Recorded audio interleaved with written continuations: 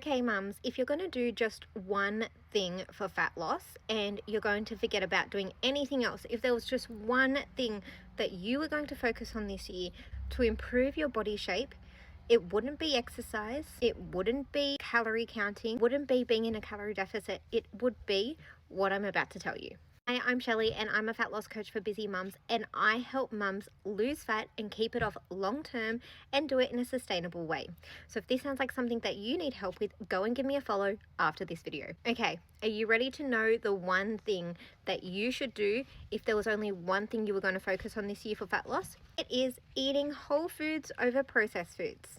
Now, I have a few reasons why I would choose this over exercise and calorie counting. Number one, you can lose fat without any exercise if you're focusing on nutrition. So before you even think about exercising, nutrition should be your first port of call to see results. Don't get me wrong, exercise is super important and is going to help that process so much, but it isn't the number one thing. Two, when you eat processed foods, they're usually higher in calories and our body doesn't metabolize them the same way as whole foods.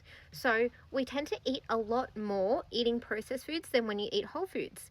There's actually a little something in whole foods, especially in fruit and veggies, that gives our brain the cue that we're full. This same thing is not in processed foods. So the more whole foods you eat, you're actually going to feel fuller quicker because it will signal to your brain, I've had enough. Also, whole foods give you more volume, therefore they are harder to overeat. For example, a punnet of strawberries or a punnet of blueberries are really low in calories. You could eat an entire punnet and that would satisfy your belly somewhat, but you would have had barely any calories.